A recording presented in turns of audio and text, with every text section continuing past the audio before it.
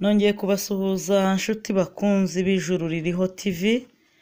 Ndashimira Imana kubw'ikaze mu mpaye kuri ino TV kugira ngo mbashe kugaburira abana b'Imana ijambo ry'Imana. Muri kumwe na Pasiteri Mutesi Marie Aime. Imana ibaha umugisha mwinshi. Reka dusome ijambo ry'Imana. Hanyuma uyu mwanya Mwuka Wera aduhaye ijambo ry'Imana. Ijambo rije ribaza nk'aho ari we ugomba gutanga igisubizo. Rirabaza ngo abagushaka bakubona hehe? Abagushaka bakubona hehe? Abagushaka bakubona he? Kadusome ibyakozwe n'intumwa igice cya 9 umurongo wa 36. Mutwe w'amagambo uravuga ngo Petero azura Tabita. Kandi Yopa hari umugore w'umwigishwa witwaga Tabita, risobanurwa ngo Doruka. Uwo mugore yagiraga imirimo myiza myinshi n'ubuntu bwinshi. Muri iyo minsi ararwara, bamaze kumwuhagira. Muri iyo minsi ararwara arapfa. Bamaze kumwuhagira bamushyira mu cyumba cyo hejuru. Kandi kuko iruda hari bugufi bw'iyopa, abigishwa bumvise ko Petero yari bamutumaho abantu babiri bamwinginga bati ngwino uzi iwacu ntutinde. Petero arahaguruka ajyana nabo. Asohoyeyo bamujyana muri icyo cyumba cyo hejuru. Abapfakazi bose bahagarara iruhande rwe barira, berekana amakanzu n'imyenda Doruka yabahoheye akiriho. Ndasubiramo uyu murongo wa 38.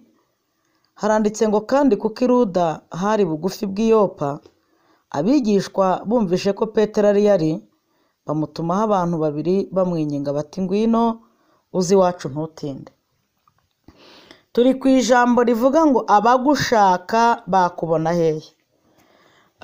Mbere yuko wenda ngira icyo mvuga kuri iri jambo, ushobora kuba uri naho ngaho utazi ko hari abantu bagushaka.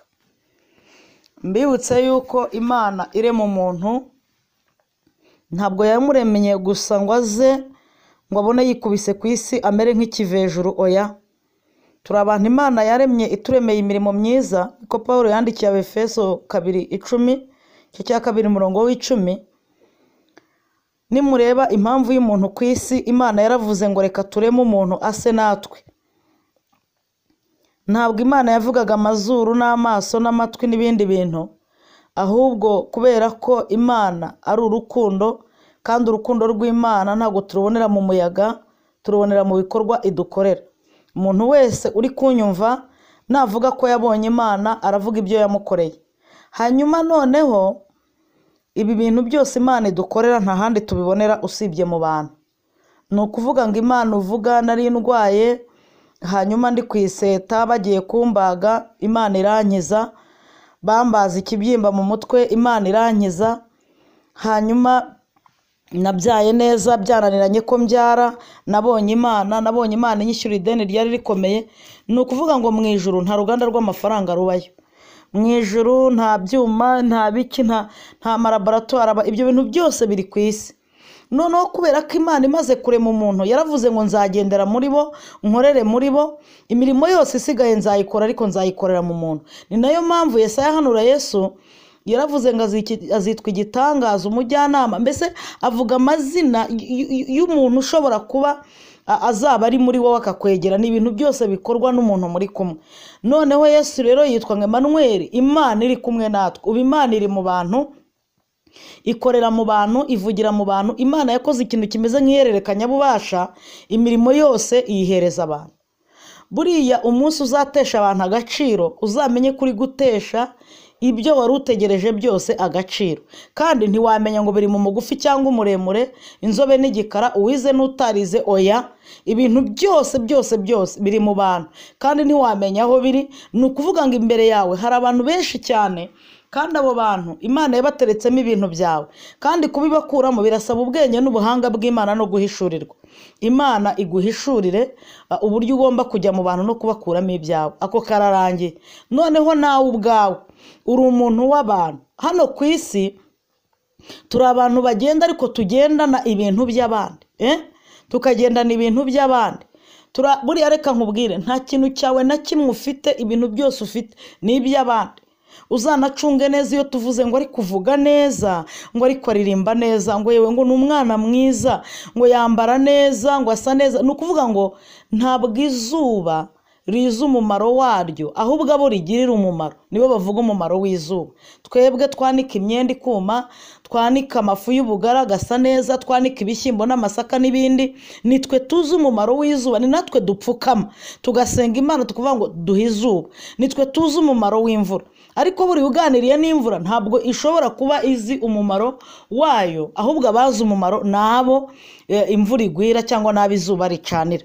Ni ukuvuga ngo rero ibintu ugendana ntabwo ari ibyawe, ni iby'abandi. Ntushobora kumenya kuvuga neza igihe hatari abantu wabwiye neza, abo bantu nibo bazavuga kuvuga neza. Kuba usa neza burya si ibyawe, ahubwo aho unyura usa neza nibo bavuga ngo asa neza. Ibintu byose rero ukora neza si ibyawe, ahubwo ni ibyabo ubikorera. Ni ukuvuga ngo ahantu ibyo ugendana ntabwo ari ibyawe. Imana iduha ibintu, noneho ikaduha ibintu by'abantu. Ubu tubayeho dufite ibintu by'abantu. Ikosa rikomeye ni igihe utamenye ko ubitse ibintu by'abandi, ukagira ngo ni ibyawe, ugatangira kugira umutima wo kwikunda, ni ibyanjye, iki cyanjye, ukajya uteka, ukarya neza, ukambara neza, ugasasa neza, ukizengurukaho ngo ni ibyawe. Nyamara burya bigira umumaro iyo ubikoreye abandi. Noneho n'ijuru iyo ribonye ufite inshingano ku bandi bantu, rihita ribona ko waje gusohoza umugambi w'Imana mu isi, kuko ijambo riravuga ngo mugire wa mutima wari muri Kristo Yesu. Ni umutima wo kutimenya, kutizirikana, kutikunda, ahubwo nk'uko ijambo rivuga ngo kuby'urukundo umuntu wese ashyira imbere mugenzi we, ni umutima utekereza abandi. Dusomye iri jambo ry'Imana ritubwira ukuntu Iyopa habaye ikibazo gikomeye, umugore w'umwigishwa wagiraga imirimo myiza myinshi n'ubuntu bwinshi. Murabizi imirimo myiza ibaho n'ubuntu bubaho, ariko iyo hongereyeho ngo byinshi, urumva nyine ni akandi kantu. Uyu mugore yakoraga imirimo myiza pe, igihe kiragera ngo ararwara, amaze kurwara arangije aranapfa. Abapfakazi baririra Imana cyane, murabizi ko Imana yumva amarira y'abapfakazi ndetse ngo n'imfubyi, niko ijambo ry'Imana rivuga. Ariko Imana ntiyigeze iva mu ijuru ngo ize kuzura Tabita. Kubera iki? Imana yarangije gukora ikintu kimeze nk'iyererekanyabubasha. Hari imirimo Imana yafashe ishyira mu bantu. Aba bagore ngo bararize, bararira. Bibiliya irambwiye ngo kubera ko iruda hari bugufi bw'Iyopa, bumva ko Petero ari yari, barabyumva, bamenya amakuru ko ariho ari. Ndi ku ijambo rivuga ngo Uwagushaka bakubona hehe. Aba bagore amarira bariraga bahise bahozanya bati muceceke, tumenye neza ko wa wundi Imana yashyizemo impano zo kuzura abapfuye, Petero ari iruda. None muhaguruke tugende. Abantu babiri bagende bamwinginge, ngo baragenda, ngo baramwinginga. Bene data, ntabwo abakozi b'Imana ari abantu bo gupfa kubwira ibyo biboneye byose, kuko ibyo bafite babihawe n'ijuru.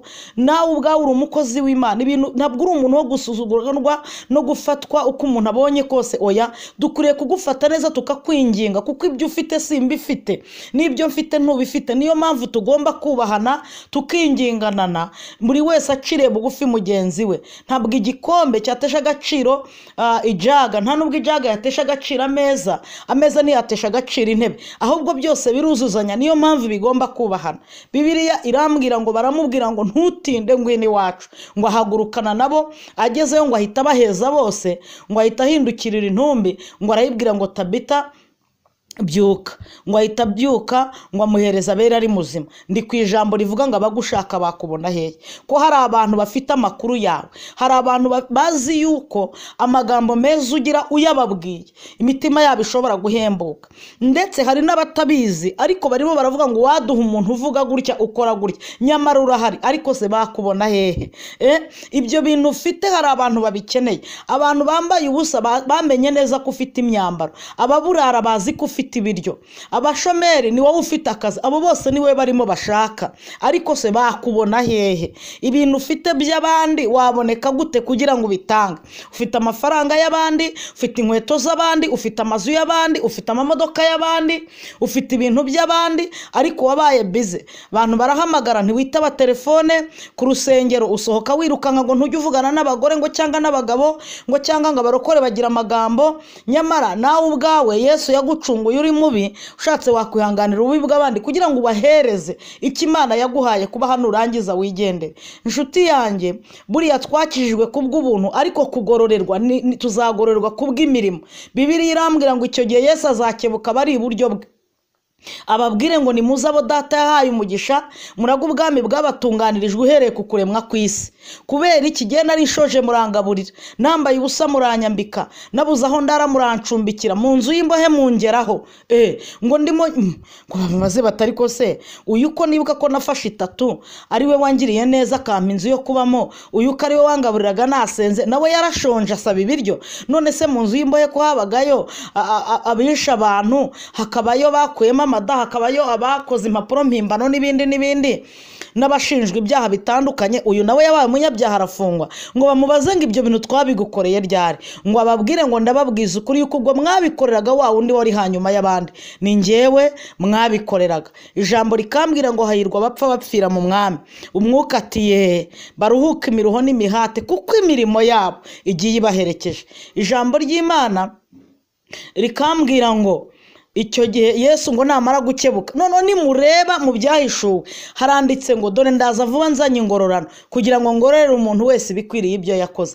Nta kindi aba bantu bari kugushakira, ni imirimo y'Imana iri mu buzima bwawe, Imana ishaka kwiyerekanishiririzamo iciye muri wowe. Ibyo bintu Imana yaguhaye burya ubicunge neza, harimo ibyawe harimo n'iby'abandi. Hari abantu barimo bagushaka. Gerageza utanga address, gerageza uvuge uko uboneka, gerageza witabe telefone, kingura igipanga abantu binjire.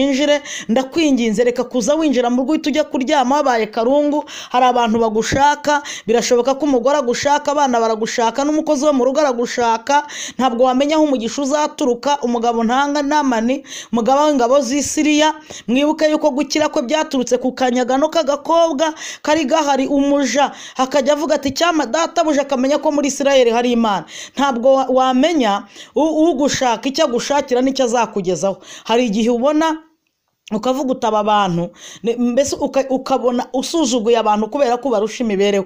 Nyamara aribo Imana ikurindira. Imana ikurindira bari abagome uzahindura bakaba bazima. Imana ikurindira bari abanyabyaha uzabwiriza bakaba abakristo. Imana ikurindiye imfubyi n'abapfakazi uzagaburira. Ntabwo Imana ikurebera mu kindi kintu, nta nubwo Imana ikurebera mu mazina isi kwita cyangwa bakurwanya. Imana irakurebera mu byo izagukoresha. Igihe cyose wanze akazi ubutakaje inshingano zawe, n'amaso y'Imana ashobora kukuvaho. Abagushaka bakubona hehe? Duhagaze ahantu tureba bari imbere yacu baturusha imibereho kugira ngo bagire aho batugeza. Nyamara n'inyuma yacu hari abo turusha imibereho, nabo bari kutureba kugira ngo tugire aho tubageza. Birashoboka ko wareba n'inyuma ukareba bari kukwirukankaho, ukareba baguhamagara, ukareba bagushaka, nubwo wibwira ko ufite duke. Utwo duke ufite hari utadufite, ubuzima urimo hari utabubayemo kandi wifuza kububamo. Birashoboka ko waca bugufi ukareba inyuma yawe, ugatanga nimero yawe, ukemera kwitaba telefone, ukavuga aho uba, ukemera ubutumire, ukubajije ukamusubiza, kuko ibintu biri muri wowe harimo ubwenge, harimo amagambo meza, harimo agakiza, harimo ibintu byinshi isi ikeneye. None abagushaka bakubona hehe? Imana yakubwiraga ngo ugerageze kuboneka kuko yakuremeye abo bagushaka. Ntabwo yakuremeye abo ushaka, ahubwo yakuremeye abagushaka. Ndakumenyesha yuko Imana itazakubaza abo washatse ntibakwitaba. Imana izakubaza abagushatse bakakubura, ntabwo izigera ikubaza abo washatse ukababura. Nshuti yanjye, Imana iguha amahoro n'umugisha, Imana ikugirire neza, Imana igutabare. Mwuka Wera avuganye nawe, aba ari uwo gutanga igisubizo kandi guca bugufi kube muri wowe. Kadusenge. Imana Data, mu izina rya Yesu Kristo, mubyeyi wacu mwiza, duciye bugufi kubw'ijambo ryawe. Aba bantu badushatse bakatubura, utubabarire. Tubabarire kwishyira hejuru, tubabarire gukeka, tubabarire kutagira urukundo, tubabarire gutoranya abantu. Buri wese Mwami Imana umubabarire mu mwanya we. mu izina rya Yesu Kristo turasaba imbaraga zose z'umwuka wera kugira ngo tubashe kubana n'abantu amahoro kandi tubashe gutanga ibyo waduhaye bitari ibyacu. Mwuka wera akomeze kudushoboza, iri jambo rikomeze gukora akazi mu buzima bwacu mu izina rya Yesu Kristo, amen. Imana ibahe umugisha mwinshi cyane. Ni Pasiteri Mutesi, ndabashimiye cyane inshuti bakunzi b'Ijuru Ririho TV, amen amen.